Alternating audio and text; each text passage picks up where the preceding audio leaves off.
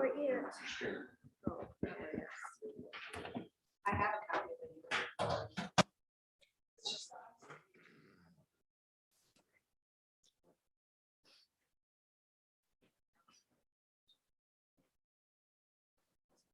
Cindy, are you going to want to show that spreadsheet? I have it if you want it. The one that you sent. I have it on. I can show it on the screen. So when it comes, when you Look at that. I want that back, but you can take a peek at it. Oh, okay. If you want to see it. Oh, that's the one from Lake County. Yeah, just for Okay, an that's the example. one I had. Yeah. Okay. Okay. All right. Good morning, everyone. It is 9 a.m. I'm going to call this meeting of the Codington County Board of Commissioners to order. It is Tuesday, February 8th, 2022. And we'll start with the pledge. And Commissioner Van Duzen, would you lead us today, please? I pledge allegiance to the flag of the United States of America and to the republic for which it stands, one nation, under God, indivisible, with liberty and justice for all.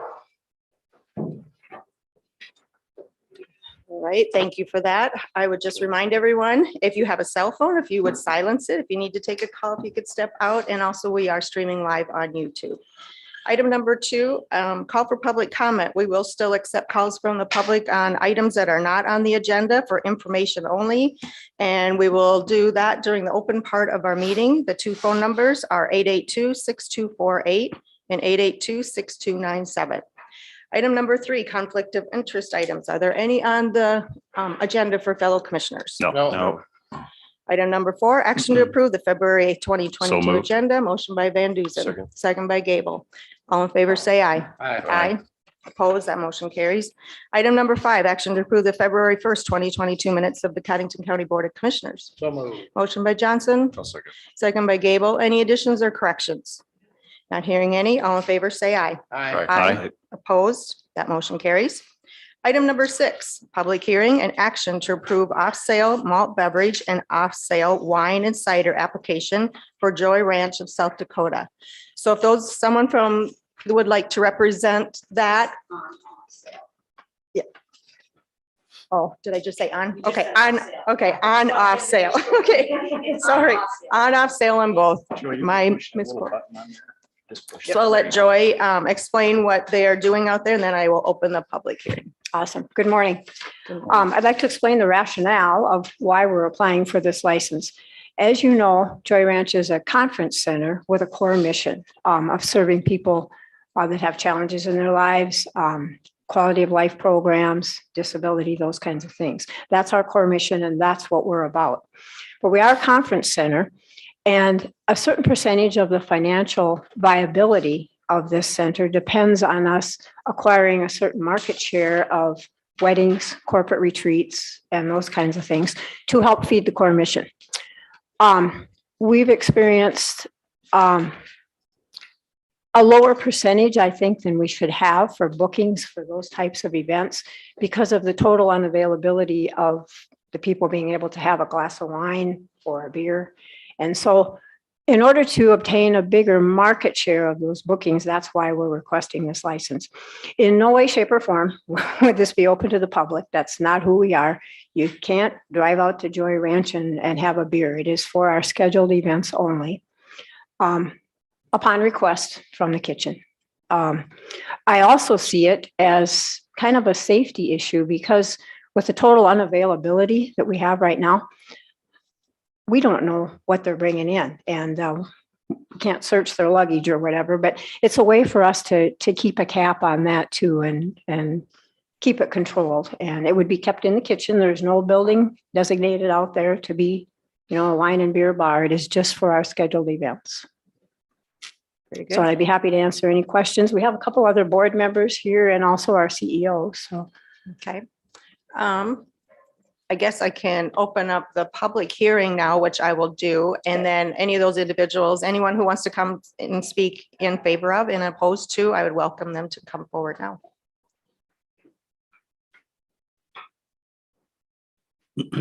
So it's anyone in the audience that would want to come and speak in favor of. In favor This- or opposed? Opposed, yeah, in favor of or opposed, it doesn't matter. I was just gonna say that's. Morning. Is this on? Yes. Good morning. Good morning. I'm a member of the Joy Ranch Board of Directors. If I could also get you to speak your name, please. Okay, my name is Barbara Younger. I'm a member of the Board of Directors of Joy Ranch. As we've looked at starting Joy Ranch up anew, this has become an important factor. I know folks who have had family reunions and that kind of thing out there. And I too believe that this added value and added income would help support the programs that go on every week and every month there, which are those camps for kids who are suffering with illnesses or those who are getting the equine therapy. And anything that we can do to undergird that mission is a great help. So we would hope that this resolution would be passed and the license appointed. Thank you. Very good, thank you. Is there anyone else that would want to speak to this matter? Either in favor of or opposed to? Not seeing anyone, so I will close the public hearing and then we will move to board comments, questions, if there's any you have of Joy or just conversation amongst yourselves. Chair, I do have a question. I don't know if any of you heard had any comment, either pro or con, from any of the other establishments that do this, provide weddings, wedding dances and that type of thing. Have any of you heard from anyone else? No, I have had no opposition. And I have not either. And I have one in my backyard, but I have not heard from anyone. So, Well, with that being said, I guess I'll make a motion to go ahead and approve the on-off sale malt beverage license for Joy Ranch. and off sale, We are approving the applications that will Okay. then go on to peer. Okay, I'll make that and the motion. on-off sale wine and cider I'll application. second it. Okay, we have a motion and a second. Any other discussion? Not hearing one. You ready to vote? All in favor, say aye. Aye. Opposed? That motion carries. All right, then we'll move on to item numbers. I will contact you because there are a couple of checks I need before we can send this to peer, so I'll give you a call after the meeting today. Okay. All right. Okay, item number 7, public hearings and action to approve resolutions for reissuance and issuance of economic development revenue bonds for Great Plains Lutheran Project and the Village of Harmony Hill Incorporated.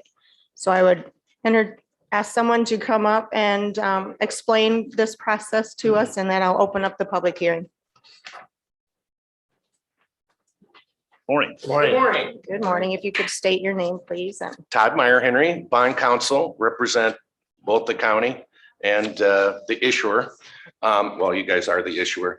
What we have here, and I've been here before, this is the same thing. The high school bond issue that you've done was outstanding, closed, everything's going great except supply chain Yeah. delays. And so what's happened is we need to modify the payment terms to make the principal and interest payments start later because it's not ready to start.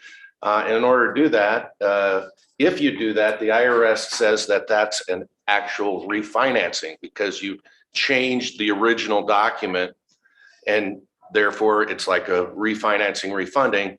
So under the law, we have another hearing. And what we're going to do is not redo a bond. We're just going to have an addendum like you do on any commercial loan that you would go at the bank and they'd say, hey, you want to extend your payment terms? We'll just have a rider and we'll just put that on the end and they'll change it in their system. In order to do that, we have to have a hearing. And then you have to pass a resolution approving it. And then the next step is I draft the documents and the chairman and the auditor sign them and the bank adjusts the payment terms on their computer. very And- good.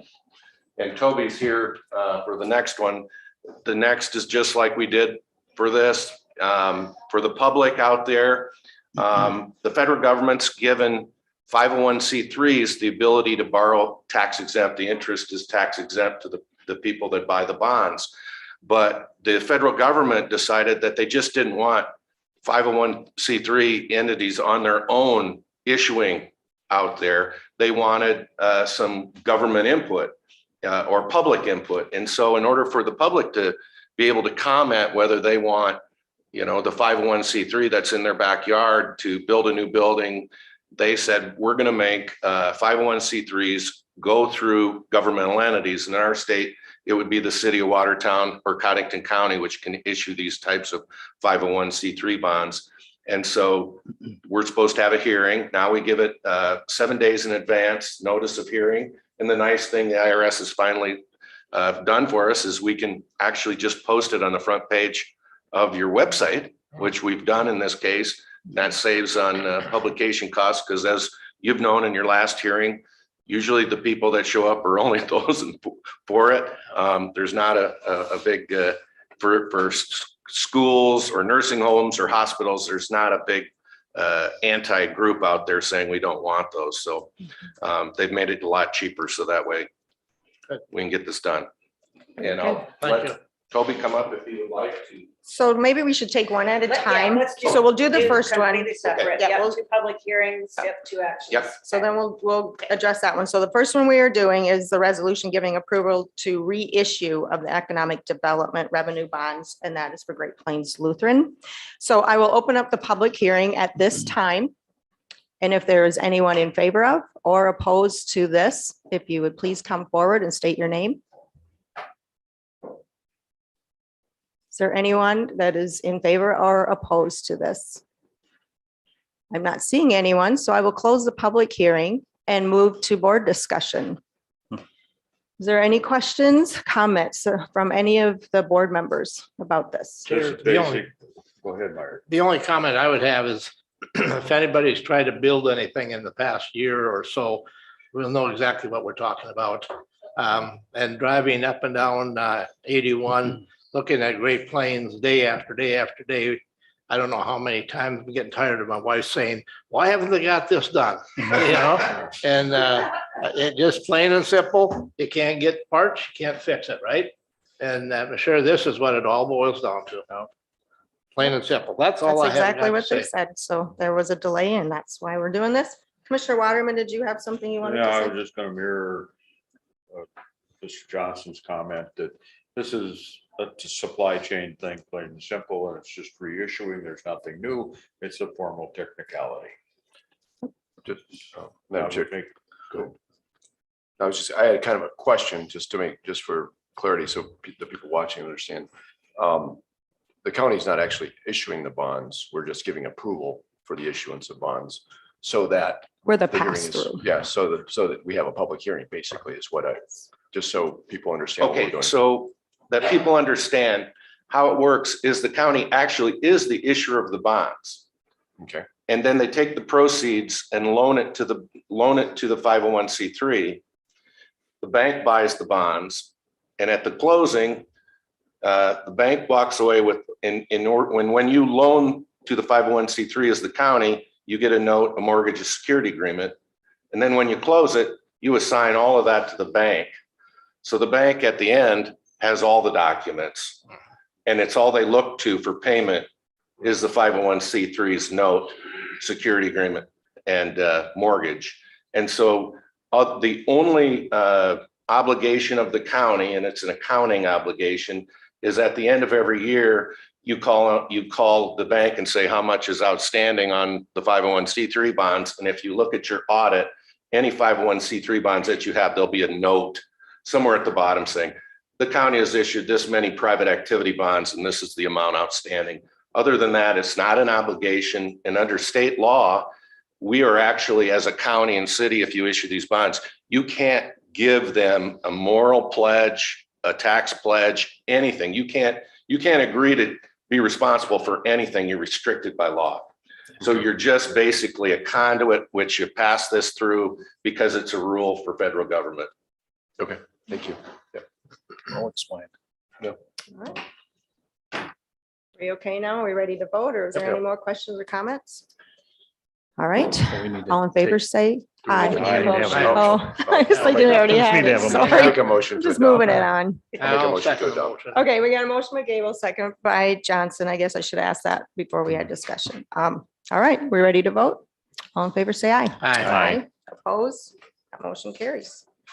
Okay, let's move on then to resolution 2022-7, which is a resolution giving approval to a project within the Village of Harmony Hill Incorporated, the corporation, and giving approval and authorization for the issuance of Economic Development Revenue Bonds Series 2022, the Village of Harmony Hill Incorporated of Codington County, South Dakota, in one or more tax exempt and or taxable series in an aggregate principal amount not to exceed $10 million for the purpose of providing funds to be loaned to the corporation to finance the project described herein, approving the form of bonds, loan agreement, and other documents with respect to said bonds, and authorizing the execution and delivery of such documents and the sale of said bonds, making certain findings and determinations with respect to said project, approving the tax exempt series of bonds for purpose of section 147F of the Internal Revenue Code of 1986,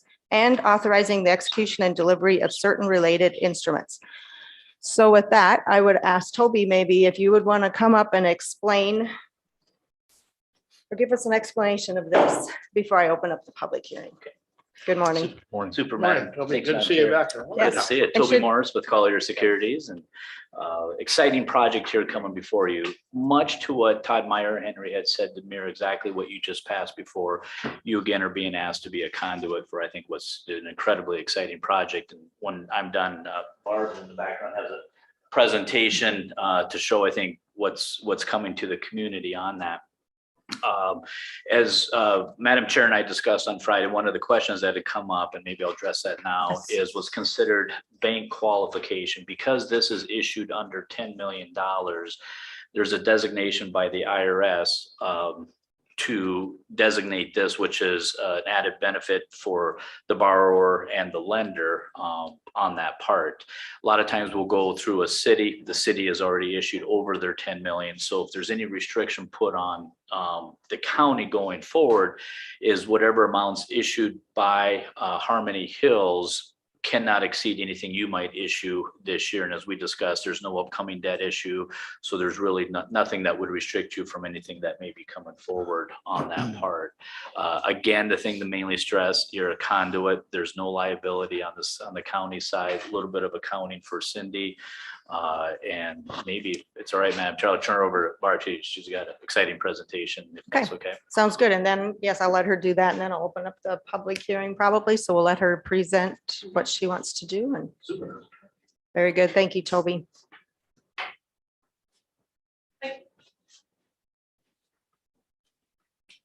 Good morning.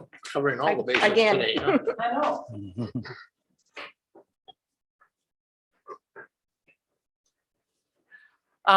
Since I sat over there, that previously I'll sit over here with y'all. Perfect. We appreciate that. Yes, and of course it's behind, y'all need another TV. I'm Sister Barbara Younger. I'm the communication director of the Benedictine Sisters Monastery here in Watertown. As many of you have probably heard, it's been in the paper, it's been on the radio. We've presented many times to the city council, so glad to be before the county commission today to, show you all of it, but I guess I'm at the point where I'm bragging a little bit about what we've done. We're really excited about our legacy project. And we own almost 500 acres up on the outskirts of Watertown. And as we have aged and tried to figure out what should we do and provide for our own healthcare, really we had a transformational opportunity to leave a legacy to Watertown as our community diminishes in size. And we couldn't be more excited that this is what we're doing. We didn't plan this from the beginning, but there's somebody bigger than us had other plans. So we're really and truly, you can change the slide, building a transformational community within a community. This is intergenerational. It has education and healthcare components.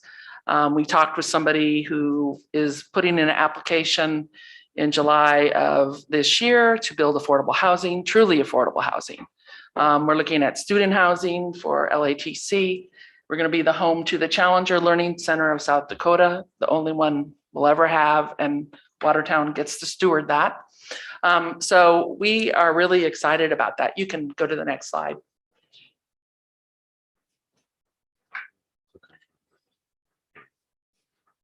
Next slide. There we go.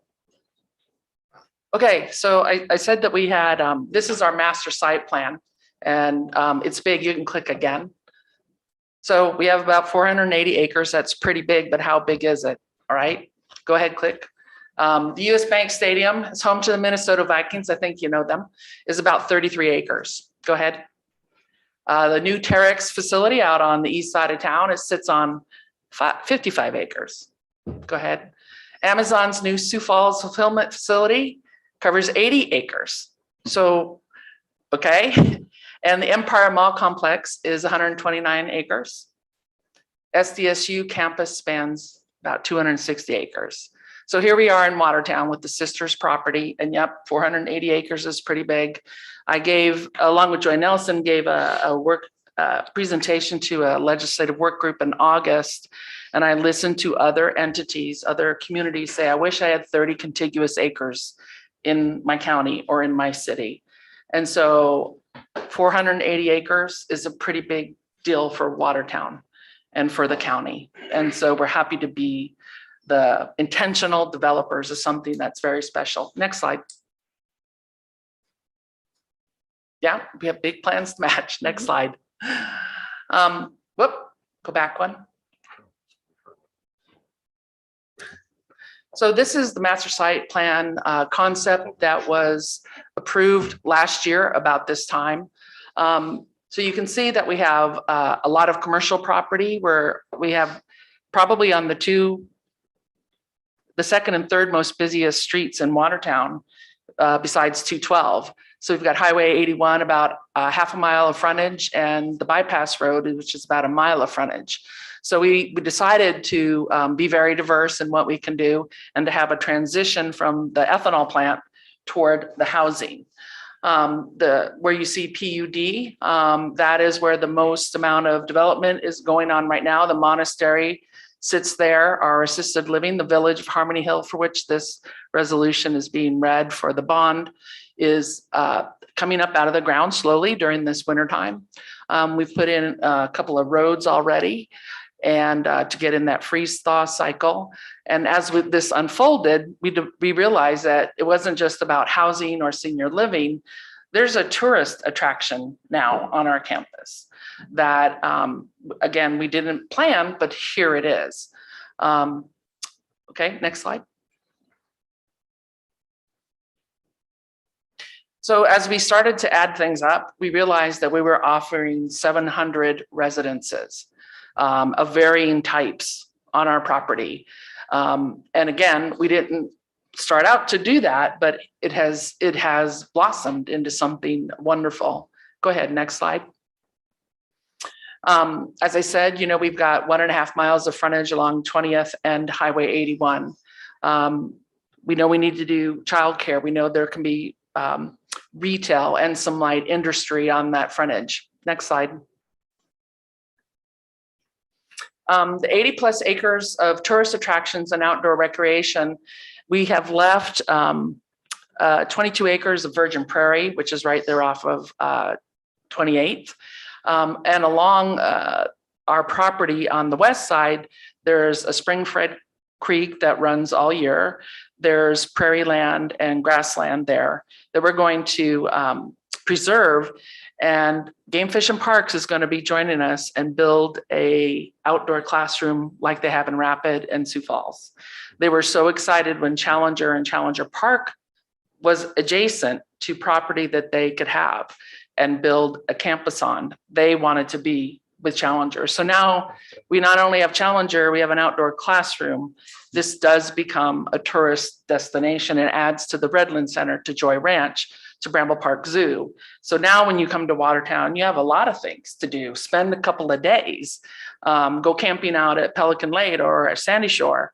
And so again, one of the things that, because we're preserving features on our land, Game Fish and Parks is going to create about a 5-mile loop through all those natural areas. And we will connect with the city's hiking and biking trails, which is just to our north near the Dakota bodies. Next slide. As we talked, we've been collaborating with LATC from the beginning about student housing. The Challenger Center is coming to Watertown because of LATC's stellar reputation. And so we're really happy to be getting plans to the city this year to create student housing. At first, we thought it might be 60 units, but because LATC can't help but have more students and their capital campaign has been successful, we're going to look at 100 to 120 real student housing, not just an apartment, but real student housing like you'd get at SDSU or USD.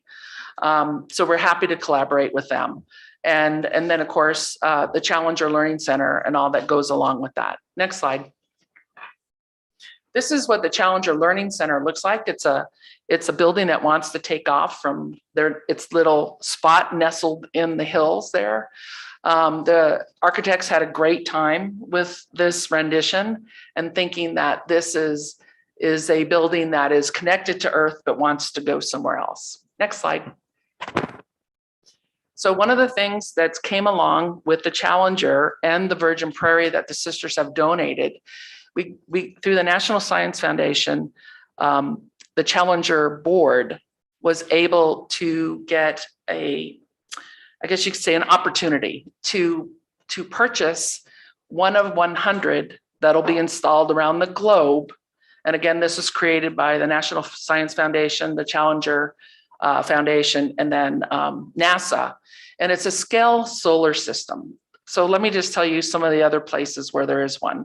The National Mall in Washington, D.C., Galveston, Houston Bay, and I think there's one other in one other city. There's only 3 in the United States. We're getting one. And so what this will allow you to do is through that Virgin Prairie is to look at there's 14 stanchions that helps you see the enormity and the magnitude of the universe. And the very, very outer ring out there is where Voyager is. I think we all remember the Voyager, right? It's beyond our solar system now. And so this gives people a chance to understand the solar system, the magnitude of where man has gone, right? Where humankind has used their brains to do something incredible. And so this is the whole hope of the Challenger Learning Center, is that we inspire young people and businesses to work together to become productive citizens in our state with all the different STEM opportunities. Next slide. So on our land, you can see that there's all kinds of things. When we talk about game fish and parks, they're going to have an acre pond that is stocked where they can teach ice fishing, where they can teach snowshoeing, skiing. And also in the warm months when the lake isn't frozen, folks can come and learn how to bait and hook and do all that stuff. They hope to also have archery and some kind of a gun safety program for youth where they would teach them how to shoot BB guns and that kind of thing. And they're really excited that the Virgin Prairie is right there because they're all about preservation and ecology and what does it mean to be a good citizen of South Dakota that enjoys the outdoors. Next slide. So what's coming up right now out of the ground is our village, the village of Harmony Hill. I think you probably saw Good Samaritan will be our healthcare partner. They're celebrating 100 years of senior care. And of course, they started up in Fargo, in our neighbors up in North Dakota. So our idea is that our sisters needed healthcare. And there's 42 of us, and the median age is 86. And so we need healthcare. And so how could we do that in a way that allowed us to be together and also live with others and to do something really different? So what we're building is very different. There's only 3 or 4 of them in the United States, where you have an assisted living right next to what I would say is your everyday types of households. And will be connected to what will be the renovated monastery building into a commons, where there will be a bistro where you can meet your grandkid and go get a cup of coffee, or the sisters want ice cream in that bistro. So there will be ice cream. where there is the normal activities of everyday life. And so just because you're in assisted living doesn't mean you will miss out on that. We've connected all the buildings because we know what it's like in January and February in South Dakota. And so we were really creating something incredibly different for senior health care. And so on our campus, there will be a continuum of care where there will be independent senior living in the form of apartments and twin homes, all the way to end of life, high acuity services, and memory care. Next slide. So this is a shot of the campus that you'll see be completed in a year from now. The sisters should be moving out of the monastery building, which is the very top of the page, into the new assisted living. And there are assisted living apartments. So what we're building aren't just rooms, and they're not rooms you share with another person. They are true apartments where you keep on living. And so we're really excited about this and the layout.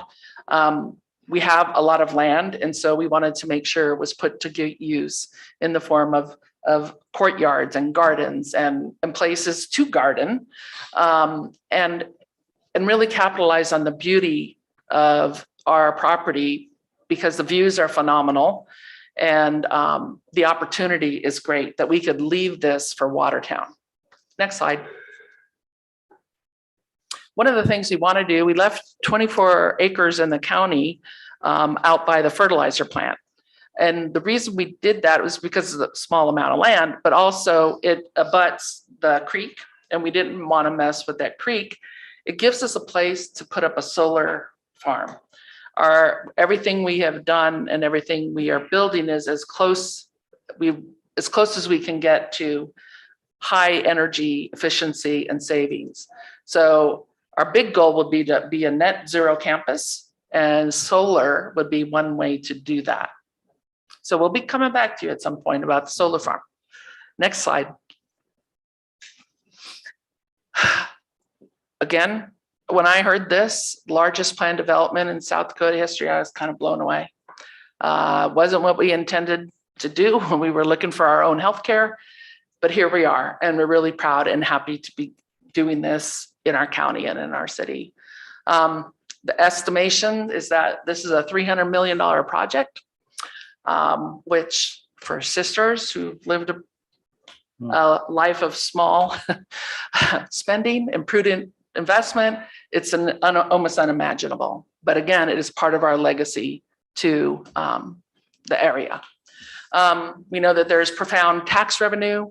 It addresses current housing needs. That's why we're so happy that hopefully this year we will know that we have affordable and student housing happening. The workforce challenges, as we've talked with folks like Terex and others around the county who need employees, we're happy to help make that happen. We're glad that it's supporting what has been our previous ministries of education and healthcare. So it truly is a community within a community. Next slide. Key takeaways is, yep, it's a big scale of project. We're not your typical developer. We're not going to take the money and put our kids through college or take a vacation to Cancun. Like, we're leaving it here. We can't take it with us, and we want to leave it here. We are addressing these critical needs, and this has always been where the sisters' heart of ministry has been, is to help those folks who need the help, whether it's affordable housing or to have your first home. Next slide. From the beginning, we asked, what could we do better together than alone? The sisters are not property developers.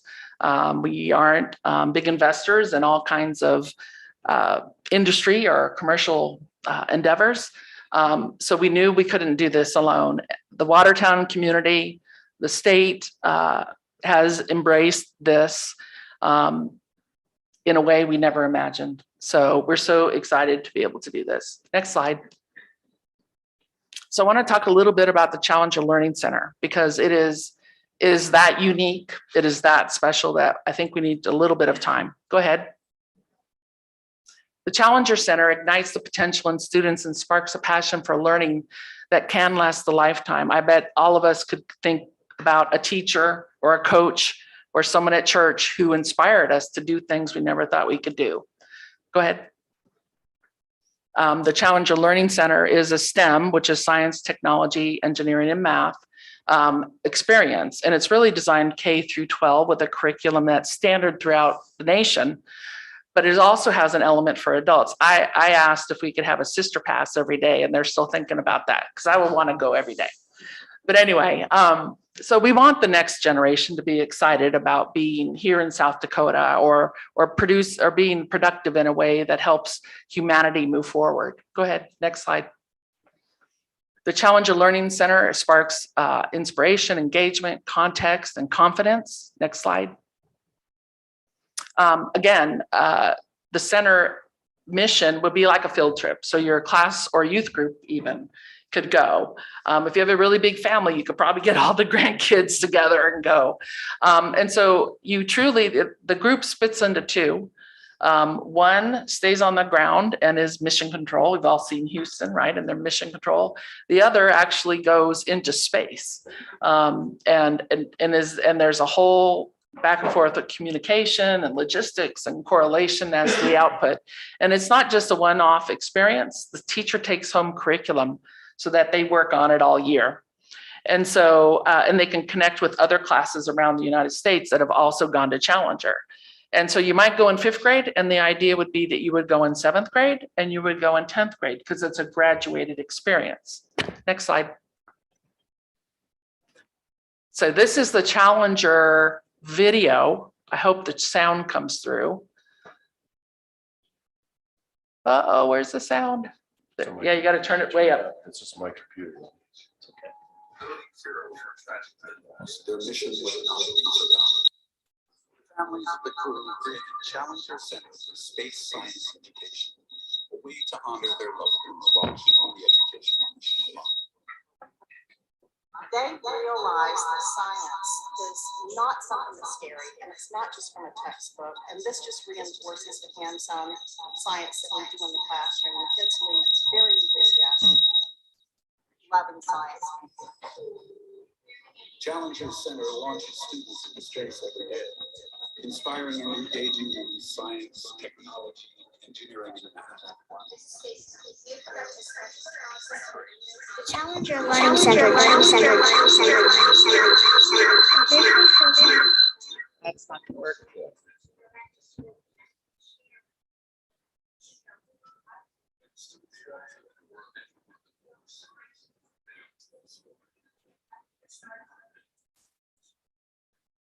So as you can see, the kids wear costumes and have the gear. Well, I could narrate as we go. I'm not near as good as the kids are. You know, these are testimonials from folks who have been there, and the kids especially. As you can see, they do all kinds of different experiments while they're there. She talks about, you never know, someone from my class could be inspired to be a researcher and find the cure for cancer.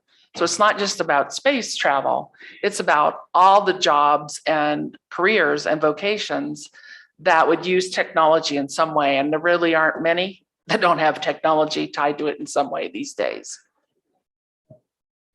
You know, the kids, well, all their testimonies are, you know, I never thought I could do something like this. When we all came together, we communicated and we got the job done. You know, I think some of these young people might be CEOs someday, or county commissioners, or, you know, or pastors, or whatever it might be. That is a way to inspire, you know, the goodness of humanity. You know, this teacher said, I hope that every student gets to come to a Challenger Learning Center more than one time. One of the things that grabbed me as I listened to the first presentation on the Challenger Learning Center is the Challenger Learning Center Foundation in Washington, DC identified our area because within 90 miles of Watertown, there are 300 school districts and about 30,000 5th through 8th graders. Wow. So one of the things that the Challenger Board of Directors is doing, and I'm on the Challenger board and so is Joy, is raising monies with an endowment. So school districts that have a hard time taking a field trip, whether it's hiring a bus or even paying the entrance fee, which the entrance fee is pretty reasonable, at least we can help kids get here. That's one of the things we wanted. And, in Mike Cartney fashion, he's the president of the board. We've developed a business plan that's different than any other Challenger Learning Center in the United States because there's a business component. So space and STEM related industries will be able to set up displays in the Challenger to inspire kids to think about, first, all the ways that South Dakota is already in space, as it were, and all the ways that STEM learning and STEM careers have a place, from value-added ag to medical. STEM is important. As soon as this will segue to our Challenger Learning Center, the architects, the little, maybe we're kind of stuck. Fly through. There you go. Yeah, there's a fly through of the building. I can see it on here. Oh, Yeah. yeah. Showing up. We're watching the video on here. Yeah, That's okay. let me see what. There you go. We're talking about STEM. Okay. Don't you love technology when it works? Oh, hold on, sorry.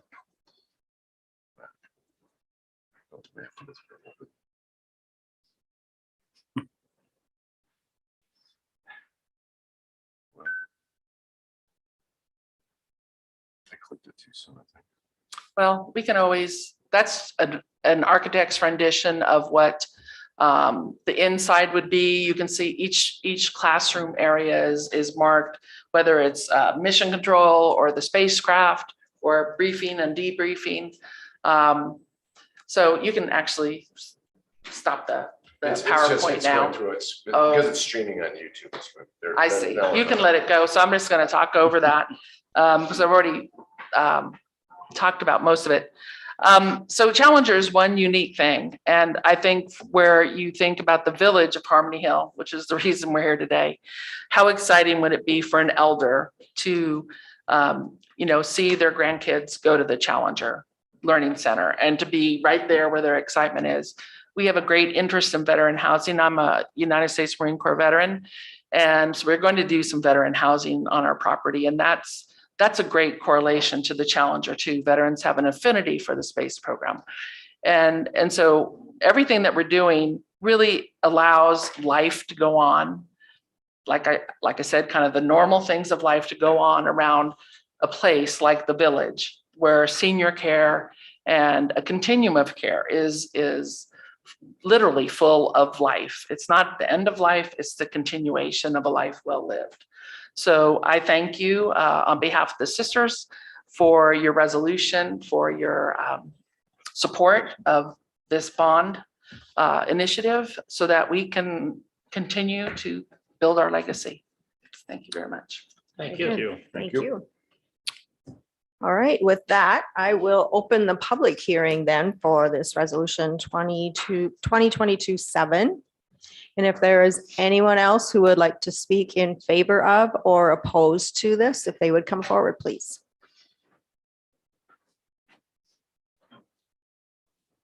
Barb and I just seem to exchange roles here, so. I have the extreme pleasure of sitting on the Sisters Board for this project.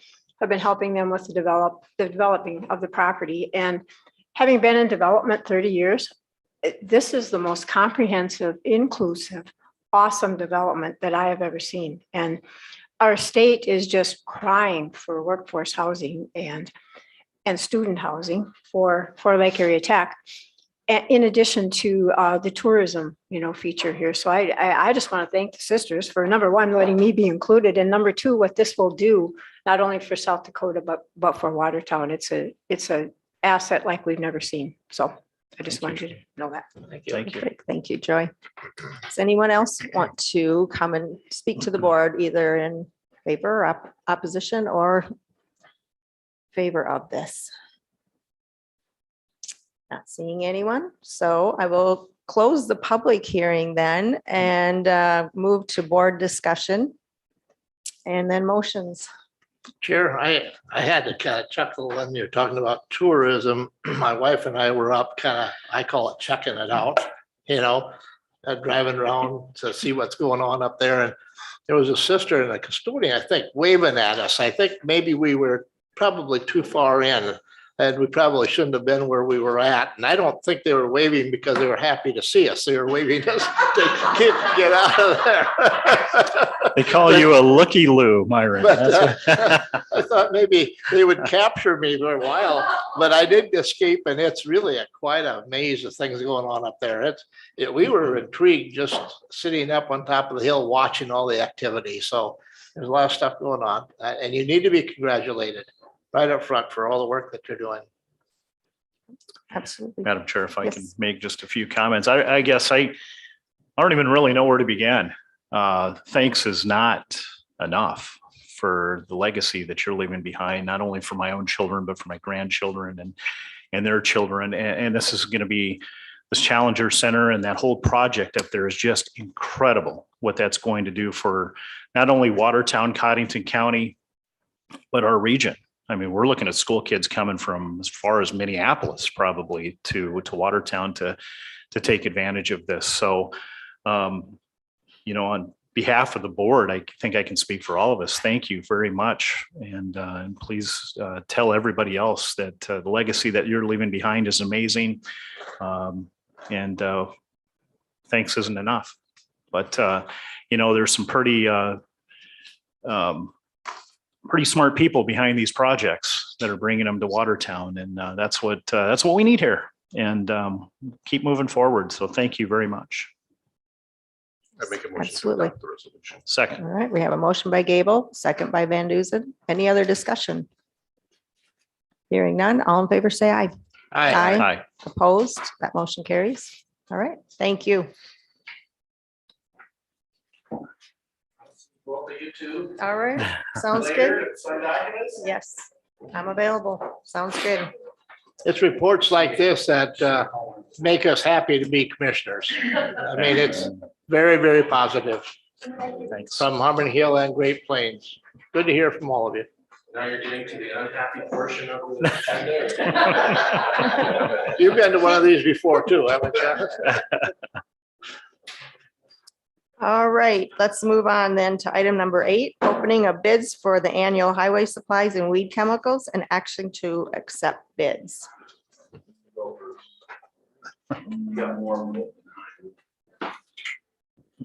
Maybe. That's, have more come in and see me at the store. Holy cow. Wow. Yep. I brought Lynn along to show him how this all goes into play, and We have a bid sheet. yep, it's coming. Somebody must have needed my letter for the night. Had one here. They have one. They got one? Yeah, they have one. I'll just pass them down.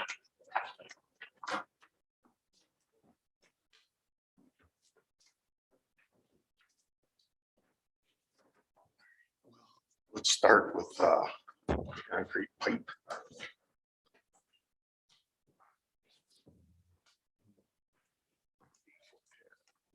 Down towards the bottom.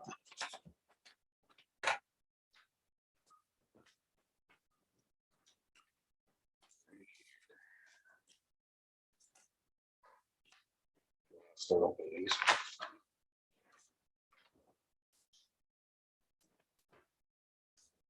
Those people are gonna miss all the good stuff. Mhm.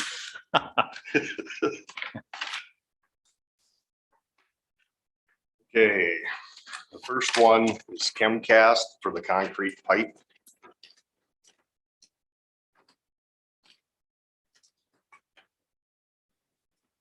Okay, the 24-inch pipe, Where are they from, Rick?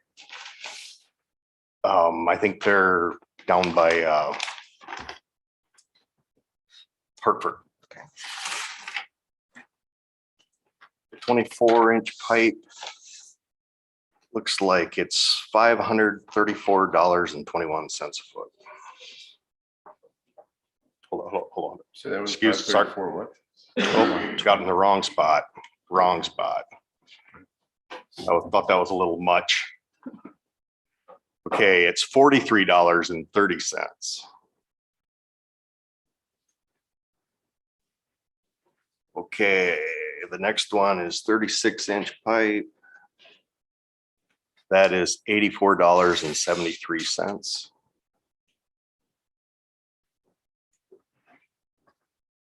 And then the 60-inch is $236.53.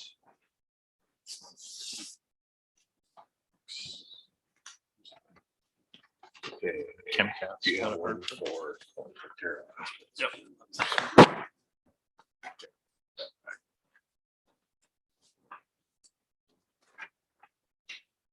The next one is for Tara. They're out of Mitchell. 24-inch pipe is $36.72.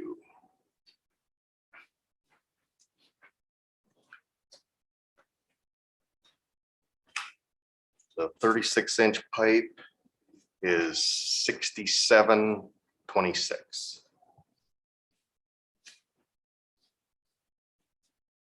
And the 60 is $187.08.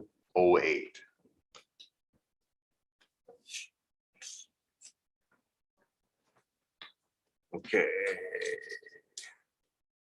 Now we have the Oh, I was. trying to fridge find deck. those.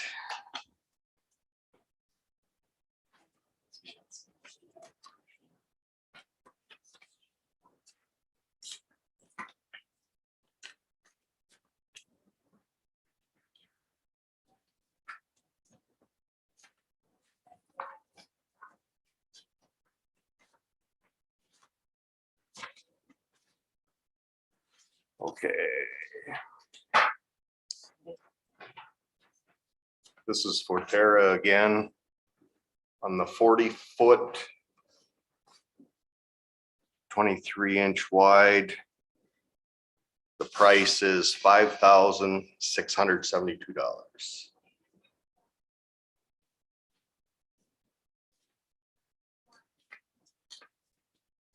And on the 50-foot, 30-inch wide is $8,006.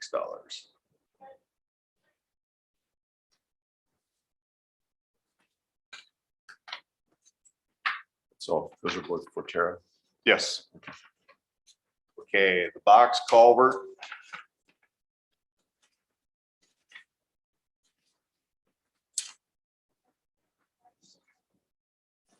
This is for Tara again.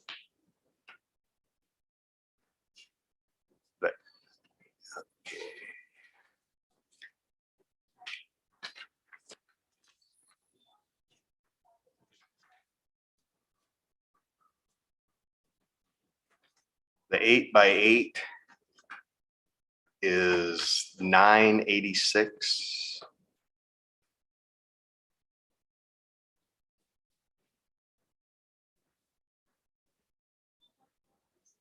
The 10x10 is $1,187.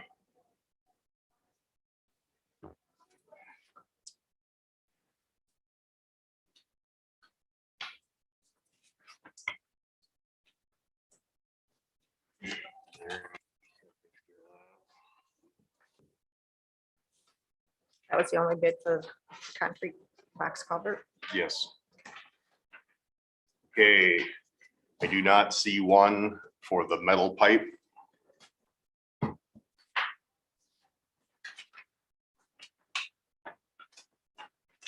And there was not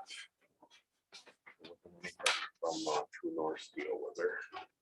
Okay, there was not any for the bridge lumber that was with the metal pipe. Okay.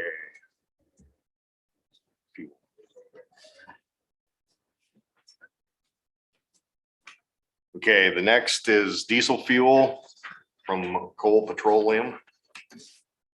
They're out of Madison.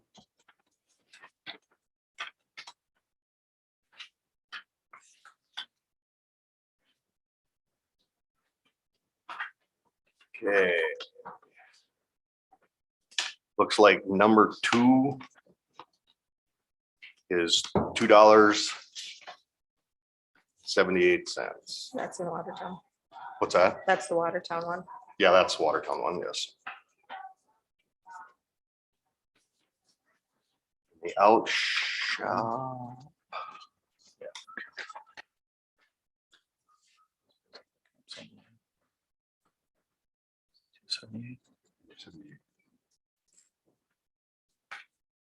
$0.15 more.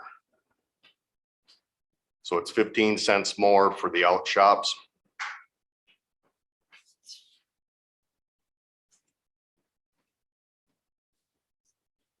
So those will all be the same then? If there's two out shops. Oh, that's number 2. Gotcha. And their number 1 diesel was $2.97.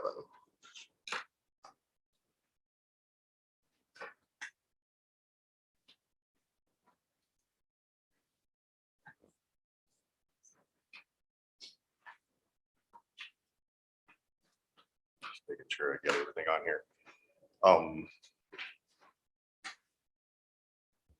Being I have this one open, their gas bid is on this. Can I do that too? Or do I gotta go back to it? We'll go back and take action on each one of these. So, yeah, Go ahead and do it. Yeah. All right, they're, this This- is also cool. yep, this is also Coles. And this is the gas and all. Yep, this is the gas. The E10 is $2.87.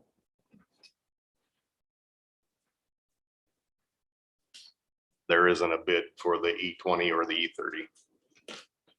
E30.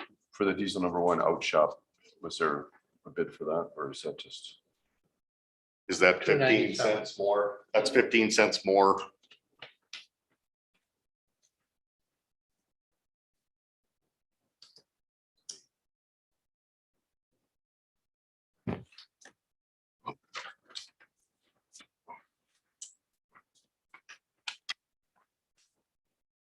Okay, the next one is Sioux Valley Co-op.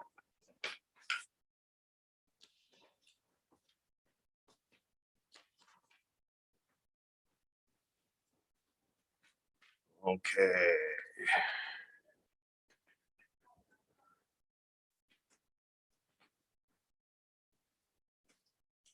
Theirs is $2.59 For which?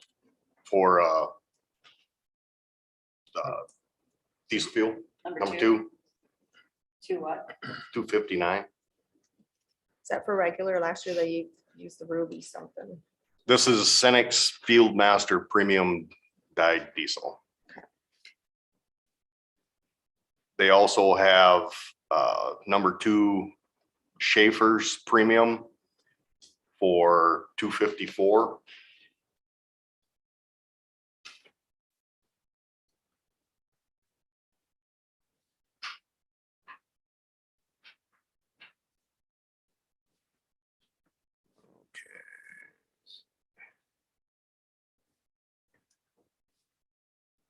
Number 1, they have Schaefer's $2.79.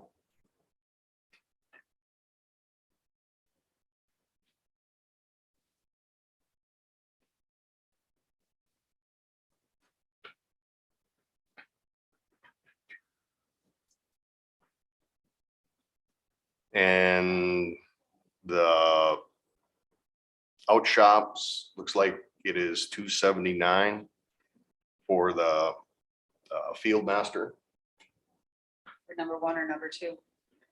number 2.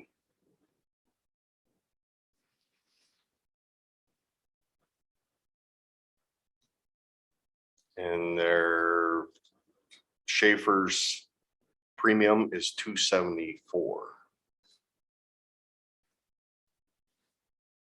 For, Number 2 diesel. This is for the out shops. Okay. And number 1 looks like it's $2.99 for the out shop. That's only Schaefer's. Isn't that the That's the Schaefer's also. $2.99 because they only gave a bid on the number 1 was Schaefer. I'm not familiar with that term, Schaefer's. What, It's Schaefer's diesel fuel. That's currently, we get Schaefer's from Coal Petroleum. Looks like Sioux Valley's going to provide that for the, Is there a breakdown between number one and number two, or what is it? that's just the brand of diesel. Correct. Yeah, Schaefer's an oil and additive manufacturer. Okay, And they make this fuel additive, and that's a pretty decent fuel additive. Okay. That's comparable to like a movie fuel master fuel. okay. That's what we've been using the last couple of years. We've been getting it from Coal Petroleum. So all of theirs is the Schaefer's then from Kohl's. Correct. All right. As long as we're here, we'll do the gas. The E10 looks like it's 279. E30 is 264.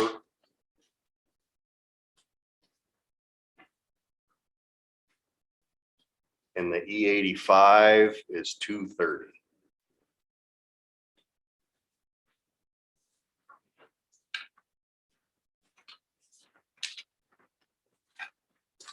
And we have one more from Vollen Oil. How do you spell that? VOLLAN.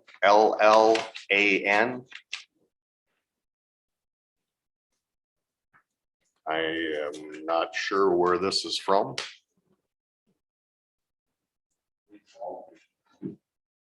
Say it again. Baltic. All right.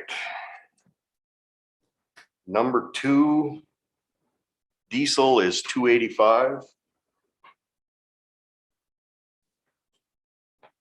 Oops.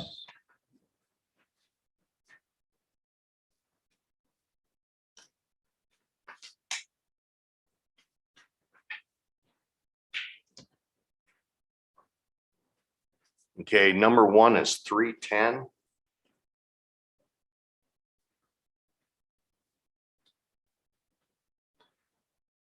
Okay, Outshop. Looks like it's 292 for number 2.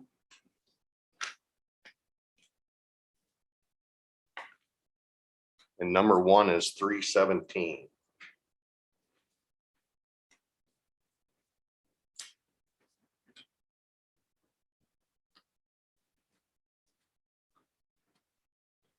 And then they have E10 is 319. And then there was no bid for E30 or E20.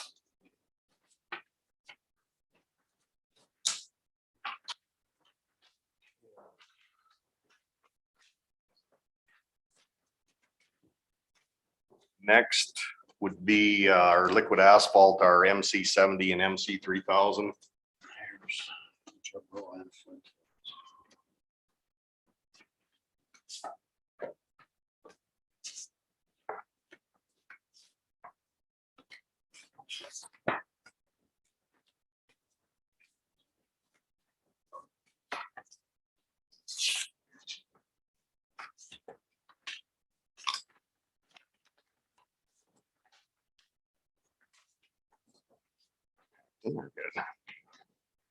Okay, it looks like this is Flint Hills and this is for MC 3000.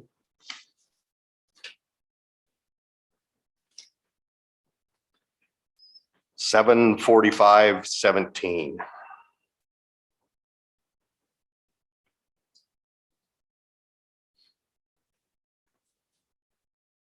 And then there's no bid for MC 70.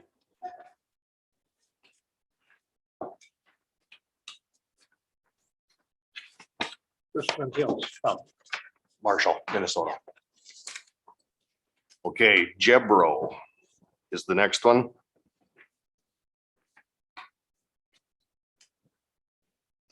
Okay, their MC 70 is $957.45.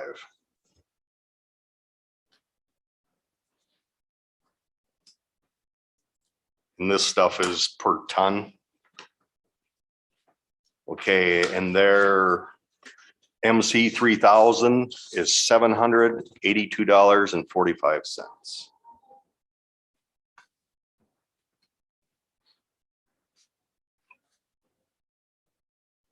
Okay. Next, we have P-Rock.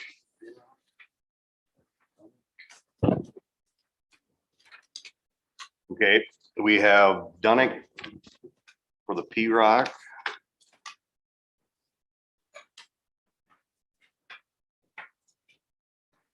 And for P-Rock, it looks like it's $15.40 per ton.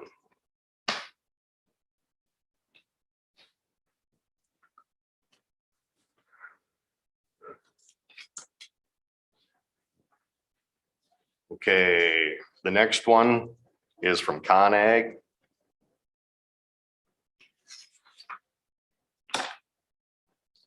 And it is $6.25 per ton. P-Rock.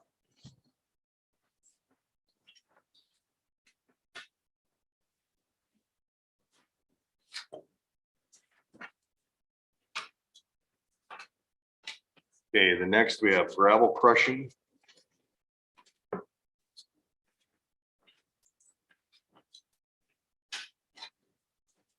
We have Brownlee Construction.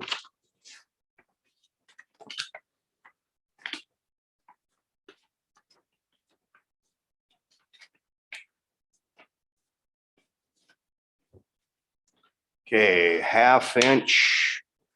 Looks like it's $3.12. 5/8 is $2.74. And 3/4 is $2.34.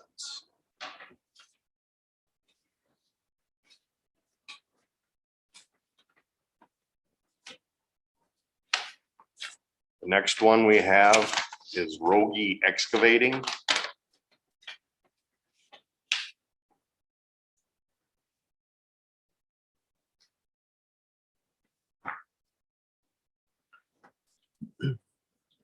And it looks like it's $2.15 per ton. For, well, he doesn't have.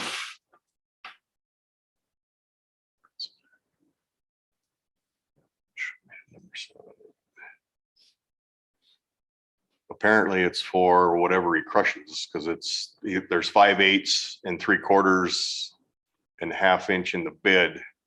So that's something I'll have to talk to him about. Because he has the bid specifications on this sheet, and he just has $2.15 per ton. So Regardless of whatever it is.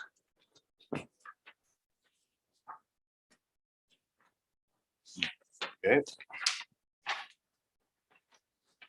Next, we have asphalt patching material. This would be Dunick again.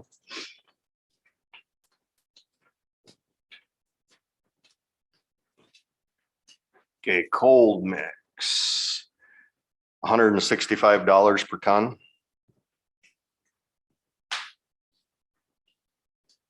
Okay, hot mix, looks like it's $72.50 per ton.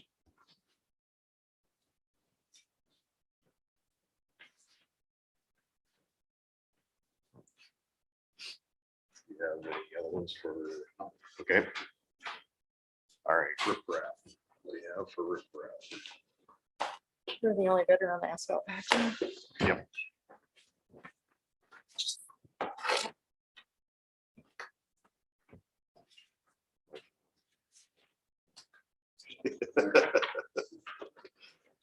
Packed up good. What's that? All right. First one for riprap is Spencer Quarries, Spencer, South Dakota.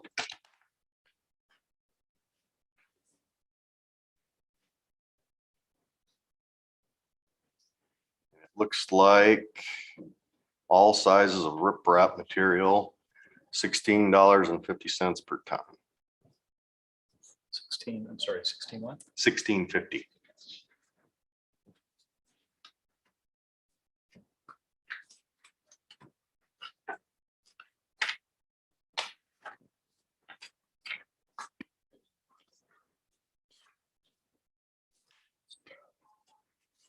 Okay, the next one is LG Everest.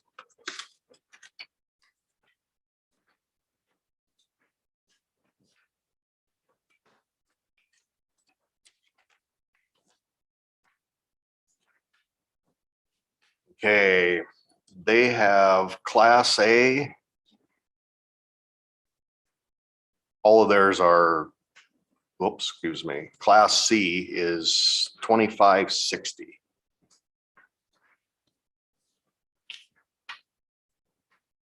And the other two are 24 or $25.40, excuse me.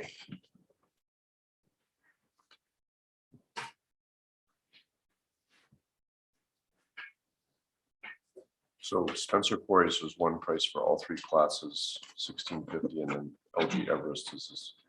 Yeah, the only difference on Class C was $25.60 For Everest. for Everest, and then the Class A and B was $25.40.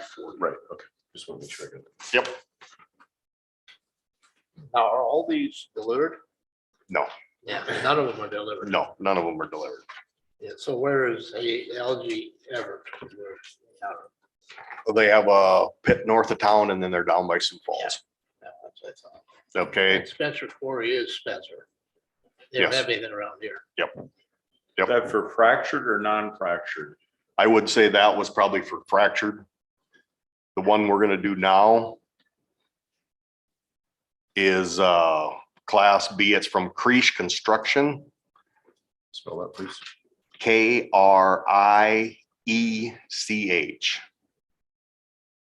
And I'm not sure on this, most of his could be natural stone.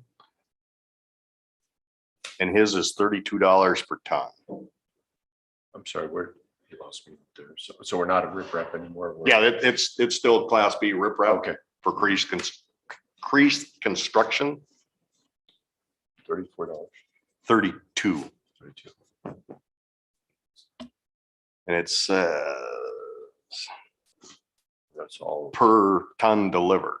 So all three classes. So they deliver. yeah, he just has Class B on there. Okay. There's no Sorry. Class A or C, so Is it delivered then? his was delivered. So What did the specs indicate?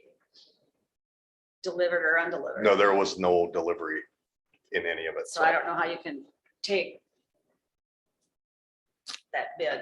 Okay, I mean, if you included delivery in it and your specs didn't call for it, I'm not sure you can.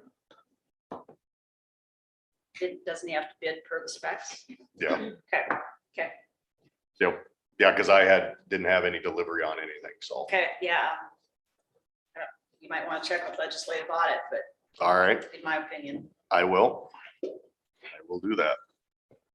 Okay. That looks like it's it. So you probably need time. Obviously, you need to contact a few of them.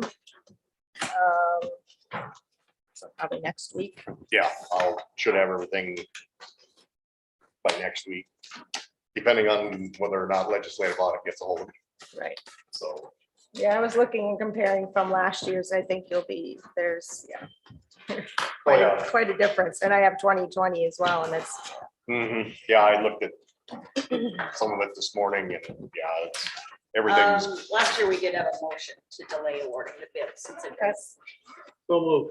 Second. motion by Johnson, second by Van Dusen to delay the, For 1 week, yes, for 1 week. the bid awards. Yeah, to award the bids. So, okay, all right. thank you. All in favor, say aye. Aye. Opposed. Thanks. Ray. We will see you Yep, back thank next you. week. Okay.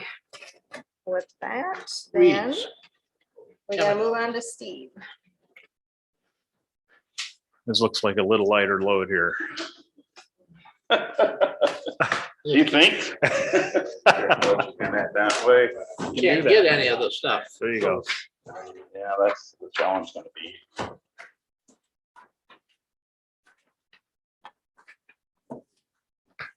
Yep, really light. This feels hot off the press. It was this morning. Ink's still smeared. Did they? Not dry yet. Thank you. Oh, good. Yes, they did. Tom Hendrick, it'd be Van Diest Chemical. I guess it's. Is that Webster? What's that? Hold on a second.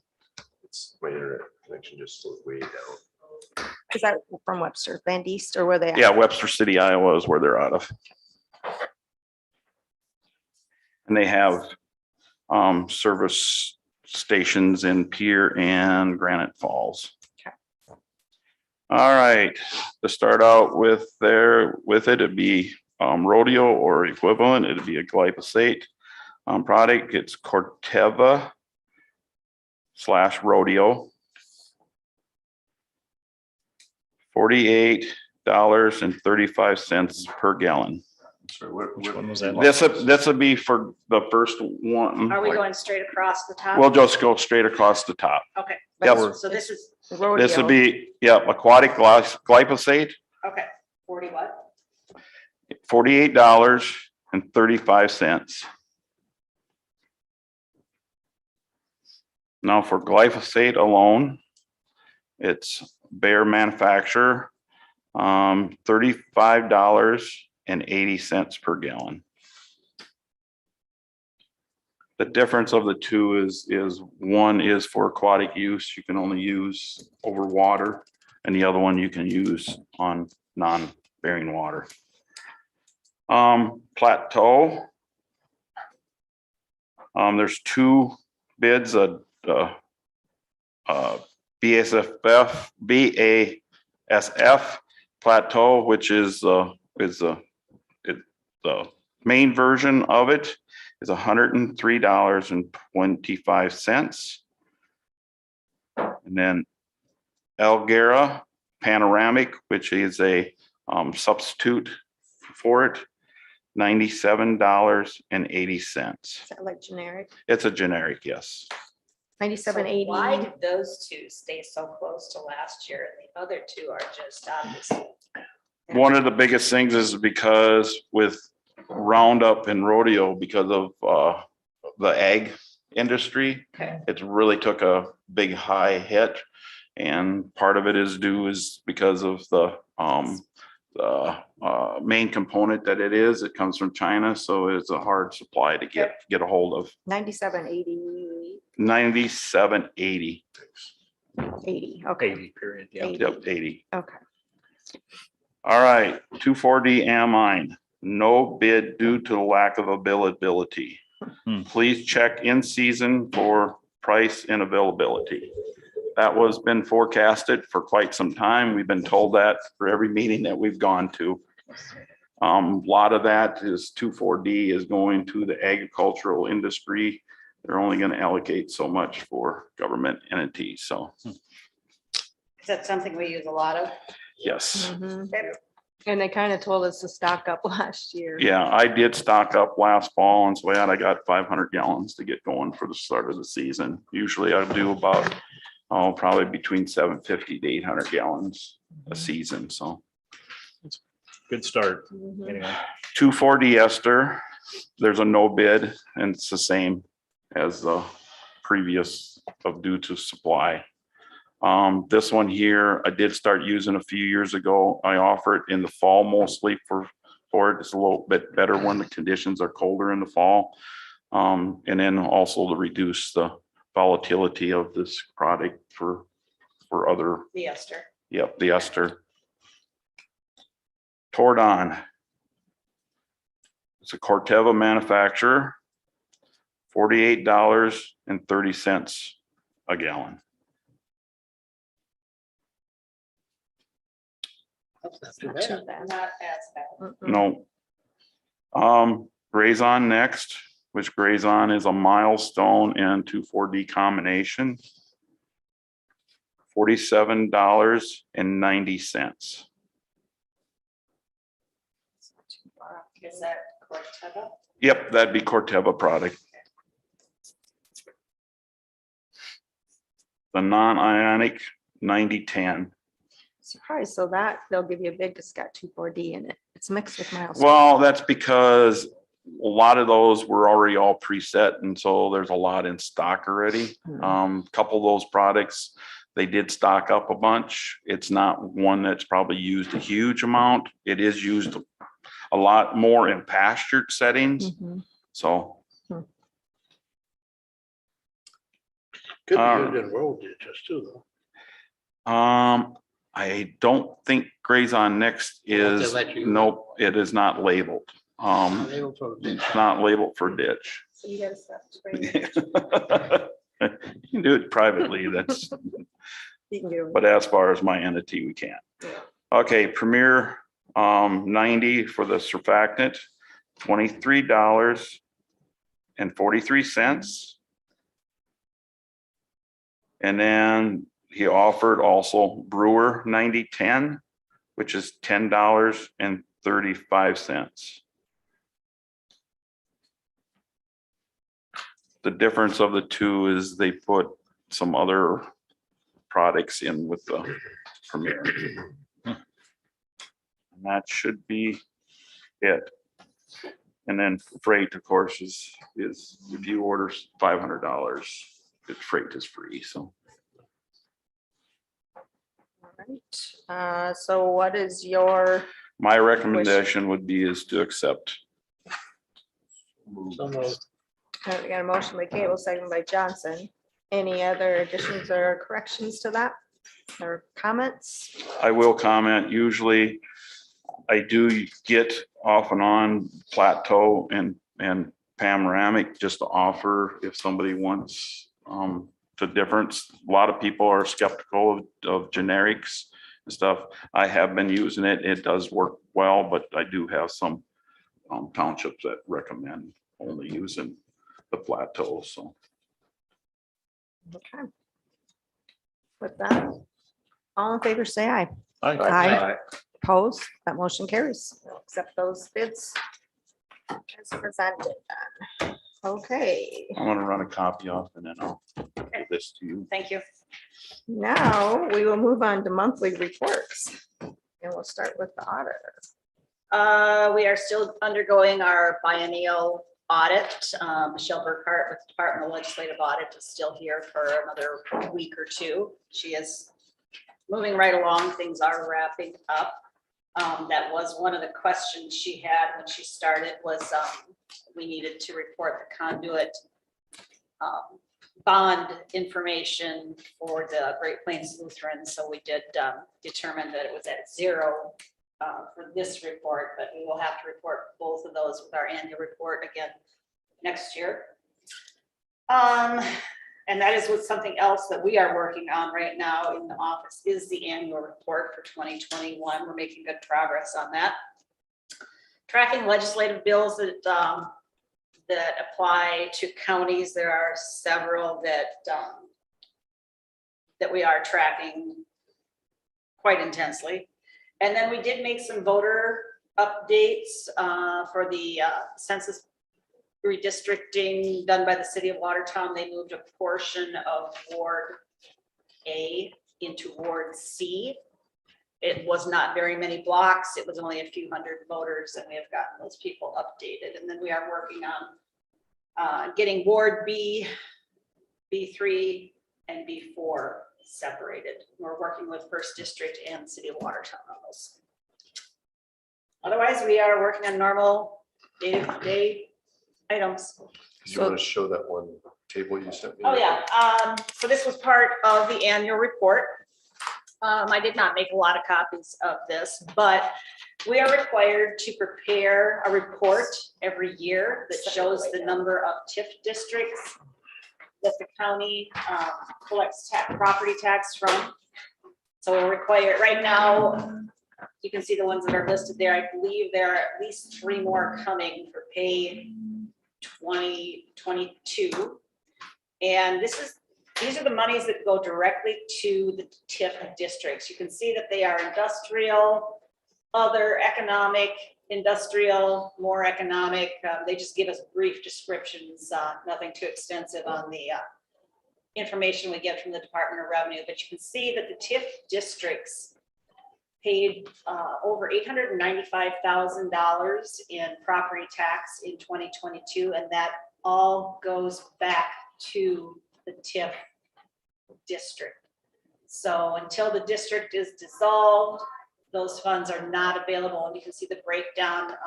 The county share would have been $154,000, City of Watertown $129,000, East Dakota Water $1,200, and then the Watertown School District just over $599,000. That's just one of the reports that we were required to prepare annually to show, and they refer to it as a tax abatement is what they refer to it. Whereas the school districts are allowed to recoup some of those monies that they don't get. The county, the city, and the water district are not allowed that opportunity. So How do they recoup it? it comes, they're allowed to levy more funds when we prepare their property taxes. So there's comes from the Department of Revenue. It tells us how much that we are allowed to increase their property tax request by due to TIF abatements. Just a point of interest. So how long till some of those are coming out? How long are they in for? I cannot tell you without pulling each one. You can see the very first one there is the I think that's coming ethanol up plant, due. and that's got to That's what I was be, thinking. I think the Close ethanol plant is to- close. yeah, and there are a couple that, at least one other, I believe, that has been finished up, and I think it finished up a little bit early. So How long is that TIF? for the ethanol, I Yeah, thought it was 20 years. that's what I thought too. But so, you know, So they're all different, like when they go in, there's a. yes. They're not Yep, yep. specifically all the And same. I think that is set up when the city adopts them, so. 20. 20, they are, okay. Okay. Okay. Just point of interest. So yep, that was just a point of interest, so. A lot of money. Mhm. All right. With that, then we'll move on with the director, unless anybody else had any questions with Cindy. We'll move on to Director of Equalization with Shauna. Good morning, Shauna. I set an appeal guideline, appeal process guide for boards. This basically on the first page, well, second page in, gives all the dates of what your boards are, and in case any taxpayers call you, it gives you the deadlines for any appealing. Right now, we are finishing everything up, and we'll be printing our assessment notices, and they'll be sent out by the end of this month. And then we'll basically start our appeal process, starting basically March 1st. We'll start taking phone calls and fielding issues. This year, there at least is the last day to appeal for local boards, is March 17th, which usually is in the county. They only have like a week and a half, but this year they have a little bit more time before the local boards start. And then we will meet as a county and consolidated board April 12th. And then depending on what we have, if we'll have to have more meetings or not, will be determined later. Okay. All right. Thanks for that breakdown. That helps. If you want these emailed to you, I can send them to. Some people don't like paper. Yeah. this is Some people great. do. We get lots of it. Yeah, Yeah. but that's all I really have as of right now. Okay, very good. Does anyone have any questions for Shauna? Thank you. Thank you, Sean. All right. Thank you. Next, we'll move on then to Welfare Director with Sarah. Morning, Sarah. Good morning. No, it's. Just looking at- Yeah, it will Okay, I be don't shortly. know. I haven't been paying attention, I guess. No, it was very great information.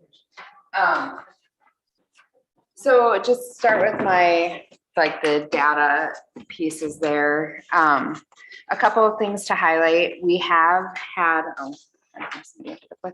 we have had 4 funerals.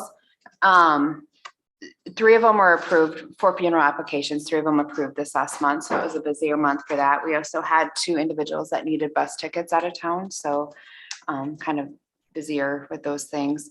One person needed a hotel room, but that was really because the bus didn't run on the day we had the ticket for, and it was a Friday afternoon.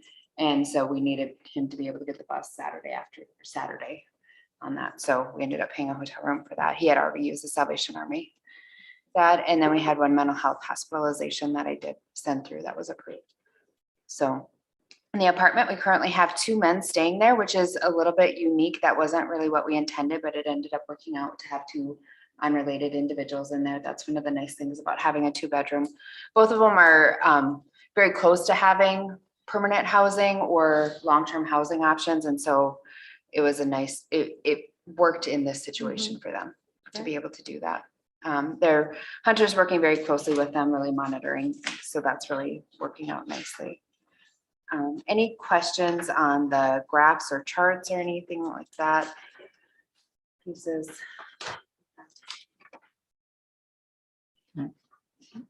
For CARES, Carrie put in 90.5 hours in January for that. And so the county is receiving $4,525 for administrative fees. ICAP is 13 hours. Again, we're working on getting those pieces in place and really getting her up to speed and documenting that correctly, appropriately. For our office itself, the Helpline Center today is actually going to be showing us what they have so far. For the county, we have our network of care meeting with the community at noon today. And so they're going to demonstrate what they can do with the county's things. So that will be exciting. And then we'll have a follow-up meeting we'll have 2 follow-up meetings with the hope of going live here within a month with that.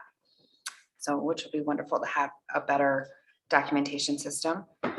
Community health worker, we've had quite a few applications. And so we're hoping to start interviews next week on that. That will be good.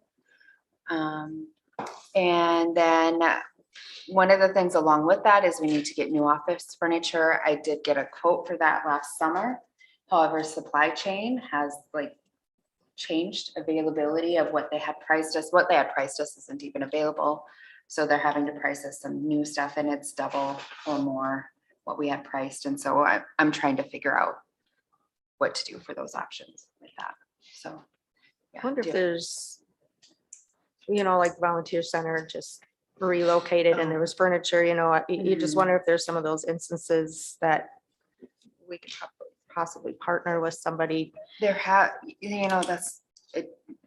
I'll look back because there were some, because sometimes businesses will send that out too, that they have some for nonprofits and things too. It would be kind of nice if we could utilize that, I guess. Okay. Just since we're kind of in a trial period here and sure don't have a lot of money invested in that. Okay, I'll look into that. The SEDACO, the South Dakota Association of County Welfare Officials, we are meeting tomorrow on Zoom to start planning the spring conference with that. So will be good. And then I was invited to be a student for half day at Lake Area, which will be fun, but just to make sure that you guys know that.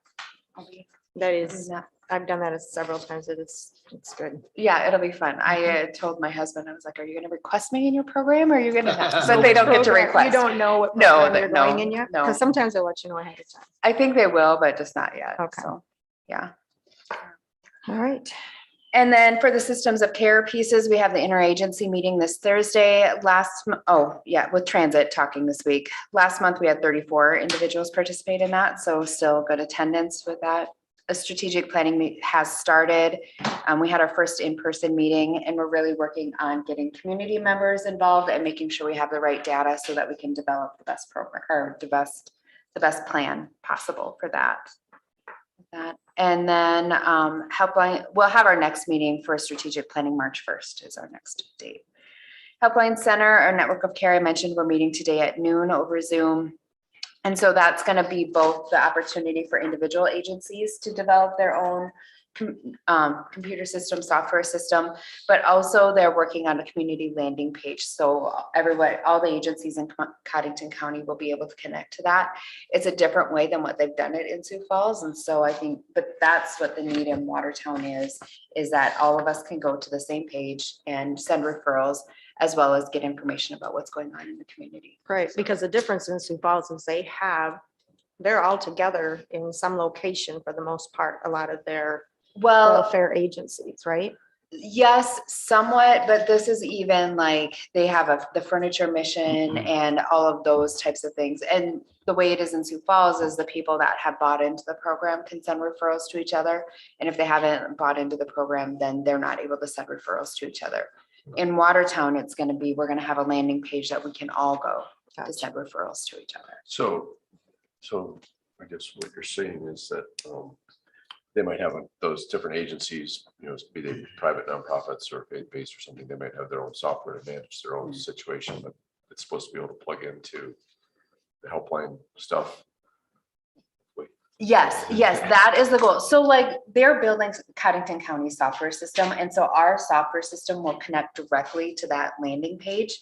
However, like Department of Labor has their own, and so they won't have that, but they'll be able to go to the landing page then and send referrals to the rest of the community with that. So that's what they're working on building. So it's agencies that have their own software and don't need it built for them. And then it's to build those. So the ones who need it built are the ones who are buying in for it, basically paying for that service. And then the ones that already have their own can still just utilize it. Right. Well, so it will still be a user fee for any agency that connects to it. We'll still have to pay a user fee for every individual. All of it is covered right now under that Bush Foundation grant. So for the community of Watertown at this moment, there's no cost because of the Bush Foundation grant that the Helpline Center received. But into the future, there will be utilization fees. Potentially, and there's some work going on with the Department of Health, similar grant, like the state is also working on a statewide program too, which the Helpline Center has a contract for that too. So it will be a time will tell down the road. We need to be prepared that there'll be costs for user fees. We can hope that maybe the state will develop a program. Right. And hopefully it will prove itself that they're not going to mind that so much. Yeah.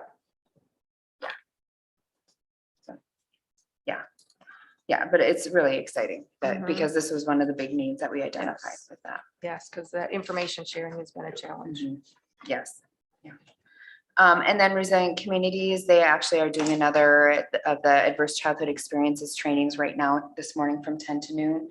The next one is going to be March 3rd from 10 to noon as well at Lake Area Tech. So it's all going well. Any other questions or anything? Probably can stay here because the next item is yours as well, I Yeah. would guess. So is there any other questions for Sarah? If not, we'll move on then to item number 10, action to approve job shadowing request from LATC community health worker students. So in the fall, we had human service tech students come and do some job shadowing with us. This is the community healthcare worker program. And these students, their job shadowing is less time. It's anywhere from 4 hours to 20 hours that they need to do over the semester. They have 2 students that have requested to come to the county welfare office. Motion to approve. Motion by Van Duzen, second by Gable. Any other comments or questions? How long of a program? How long is it that they'll be shadowing? Well, so it's over a number of weeks, but for that 4 to 20 hours. Okay. And so however much they decide to do with we'll have to work that out with them. All right. Any other questions? Otherwise, all in favor, say aye. Aye. Aye. Opposed? That motion carries. Thank you very much. And Cindy, when they come, I'll get copies. Thank you. Yep. Thank you, Sarah. Thanks. Item number 11, action to approve auditor's account with treasurer and note monthly register of deeds fees. The monthly register of deeds fees were $30,881.85 in the month of January. The auditor's account with the treasurer is the accounting of all the cash and cash items on hand as of the last business day in January. You can see our total general ledger cash was over 33 million. That includes monies that are due to other agencies, the schools, townships, cities and towns for tax collection. The second page just shows you where our fund balances are. And that is that report for the month. So I'm looking for a motion to approve. So moved. Motion by Gable, Second. second by Van Dusen. Any questions or comments? Hearing none, all in favor, say aye. Aye. Opposed, that motion carries. Item number 12, action to approve a resolution authorizing travel for certain county officials. And I think I'll have Natalie come up. This has been a work in progress. But I believe we've landed on something that hopefully will be a workable document. Yes, good morning, commissioners.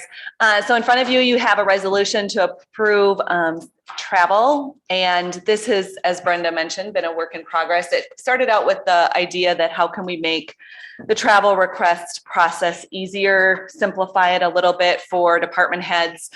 We have been, of course, working with State's Attorney Becky Reeves on this and what she feels we can do according to the statute that's out there. So this is what has come about because of that. And so it's basically just you authorizing the travel as stated in what the statute is and having a resolution to approve that. So in addition to the resolution, then the recommendation would be that you would ask department heads to keep on file what this travel is that they're going to do with the auditor's office. So that if it is one of these things, and it's very specific according to the statute, so it's an educational conference, meeting, or convention according to the statute, and that they would just keep those travel plans on file, but they would not need to come before you then again to request that as we've done in the past. But if it's something that's outside these three parameters, say it's a training session for SWAT or something like that, it's not necessarily one of these items. So that would still need to come before you as a travel request, as we've done in the past.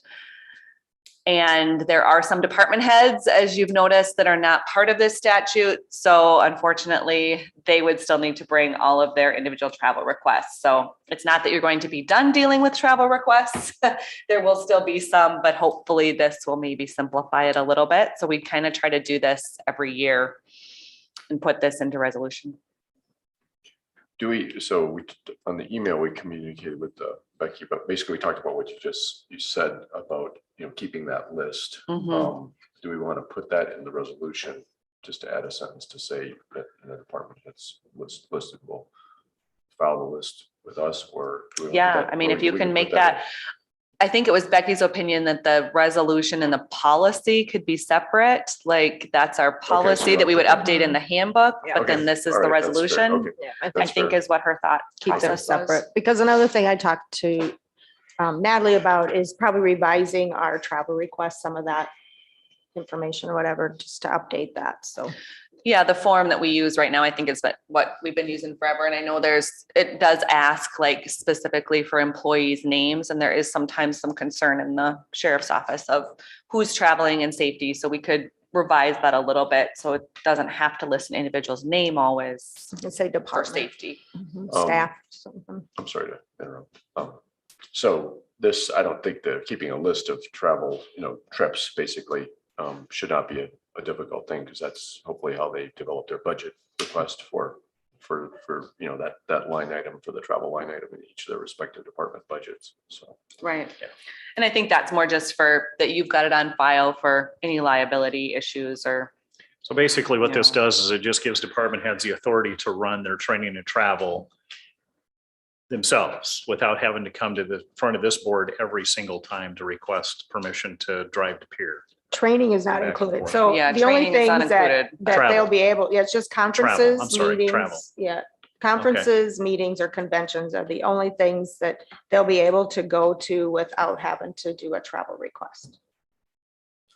But- Yeah, and it's a little restrictive. I mean, we'd like it to be broader, but that's not how the statute's written, And that's- unfortunately. Mhm. But they still have their line item, their budget that also is another measure of control on this as well. So this is just travel. This doesn't include conference fees. No, it would, it is. conferences, meetings, or conventions. They don't have to fill out a travel request to do those items, but if it's a training, they would have to fill out a travel request. Because a training isn't a meeting, a convention, or a conference. But it says educational conference, that's training.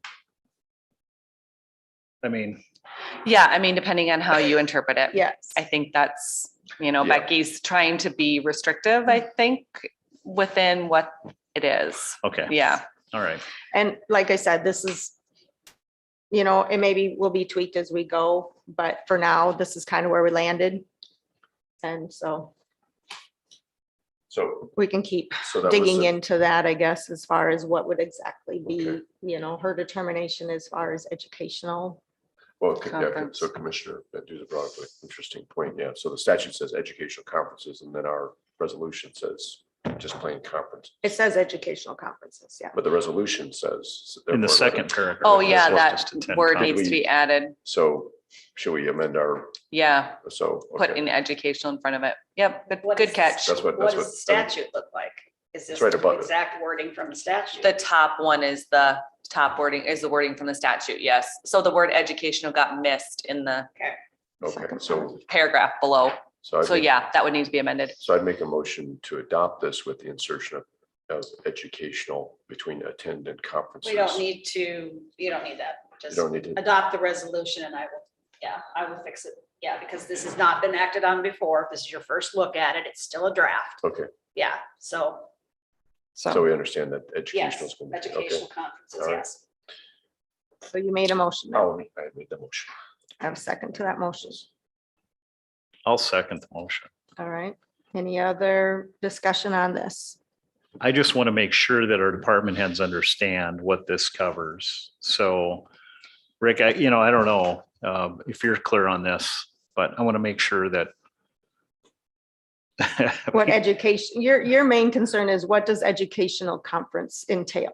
Like, it's vague and I get that, but this is it's pretty restrictive. It's not restrictive, but I don't know It's what I'm trying to limiting. say.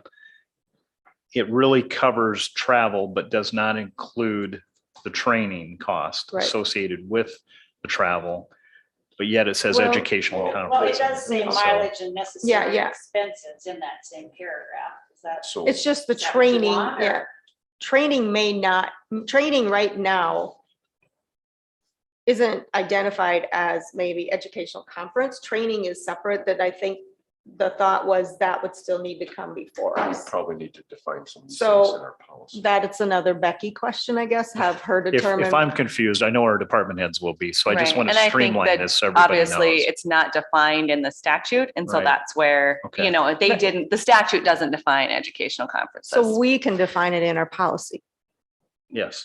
Yes, but I believe that Becky would like to be Yes, she restrictive will on it. be. That's Well, her We'll get intention. her input on, we need to fix the policy anyway, so let's get that wording from her, I guess, and what she feels comfortable with as our attorney.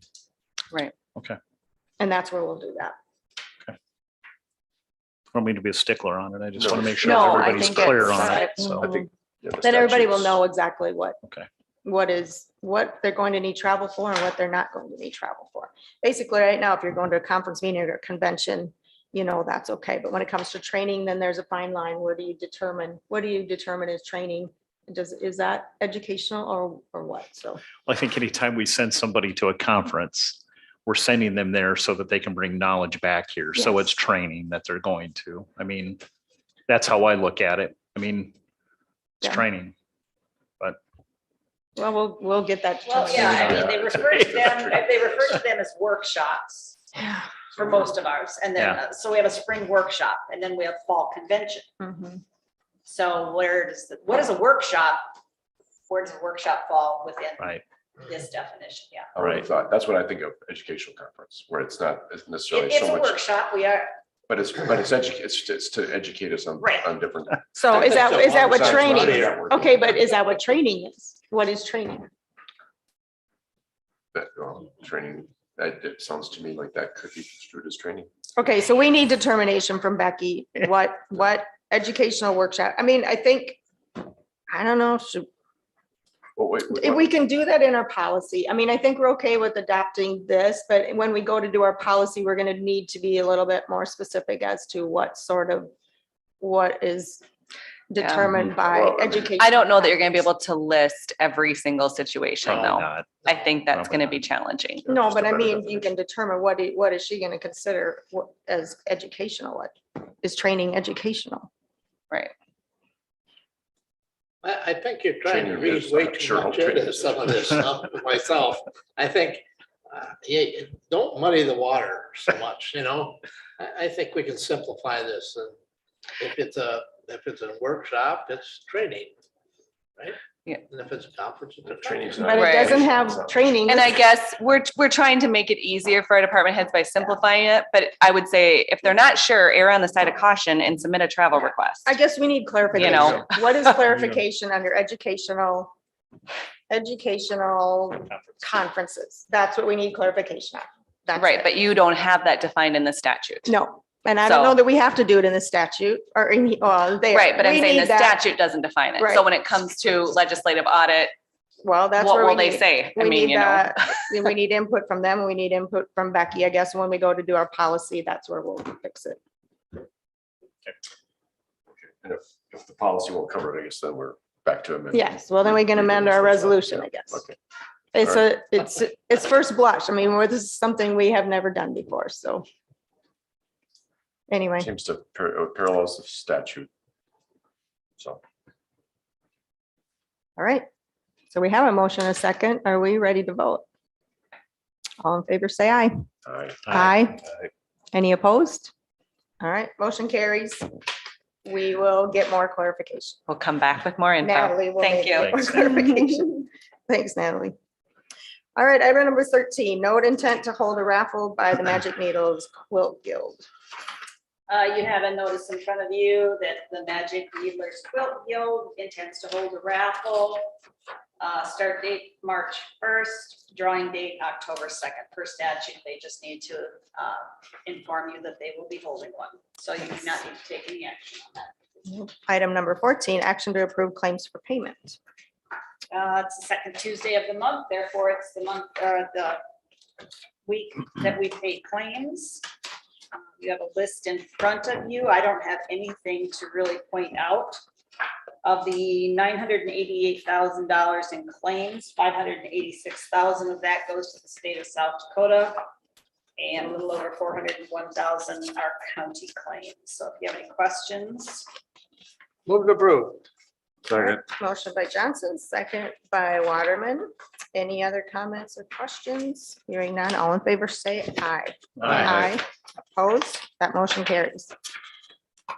All right, item number 15, action to approve automatic budget supplements. I have one automatic supplement, and it is for the CARES ERA 1 and ERA 2 monies that we expended, that we will be reimbursed through grant funds, so we can do an automatic supplement to the welfare budget in the amount of $36,178.56. Make a motion to approve. A motion by Gable. Do I have a second to that? Second, Second by Van Duzen. sorry. Any, And what this does, it makes it a cost neutral thing to the welfare budget, because we are being reimbursed for each one of these claims through the grant agreement that you previously assigned. all right, all in favor, say aye. Aye. Aye. Opposed? That motion carries. Item number 16, action to approve personnel changes. We have one personnel change. Megan Swanson is a new hire in the sheriff's office as a public safety tech. She, the effective date is February 1st. She'll start at step 1, $19.58 per hour, and this is a full-time position to replace someone who left the office. Move to approve. Motion by Second. Johnson, second by Waterman. Any comments or questions on that? Hearing none, all in favor, say aye. Aye. Opposed? That motion carries. Item number 17, action to approve travel requests. The first one is for myself. I'll be presenting at the State Weed Commission Conference next week. in Huron. The second one is the Director of Equalization Office to attend the SDAAO Education Committee. And that is also in February. Next one is Extension Employee Admin Specialist Kim Johnson to attend 4-H online and fair entry training. Rick Hartley, the County Highway Superintendent. Purpose of travel is the NACE conference. And the final one is Emergency Management Director Andrew Delgado to attend emergency management training. All right. Is that Andrews? That's not. No, Andrews just came in yesterday. He did not have it here for me before. I'll move to approve those. I'll second. Motion by Van Duzen, second by Gable. Any comments or questions? Hearing none, all in favor, say aye. Aye. Opposed, that motion carries.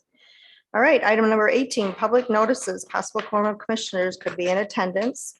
Well, the Watertown Winter Farm Show starts tomorrow, and I'm sure there will be times there could be a quorum of us there. Does anyone know of anything else? The GOP meeting, I think, is Wednesday. Yeah.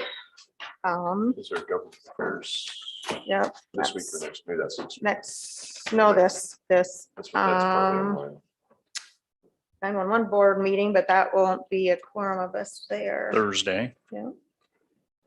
Strategic planning could maybe be a quorum. I don't know. That might be good to see. So that one, there's the Cracker Barrel Saturday morning at the farm show. There could be a quorum of us at that event. That's all that I have right now. Does anyone else have anything? Think about the size of it. Okay. Old business. Is there any old business? Any new business? Anything for the open? Do we have a need to go into executive session? Move to adjourn. Motion by Johnson to Second. adjourn, second by Gable. All in favor, say aye. Aye. Aye. Opposed? That motion carries. We are adjourned. Thanks, everyone.